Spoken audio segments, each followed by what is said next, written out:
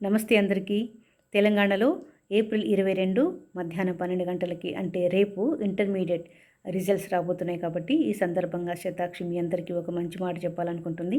Intermediate students and parents, జీవితంలో pass అవ్వడం, fail అవ్వడం అనేది చాలా కామన్ థింగ్స్.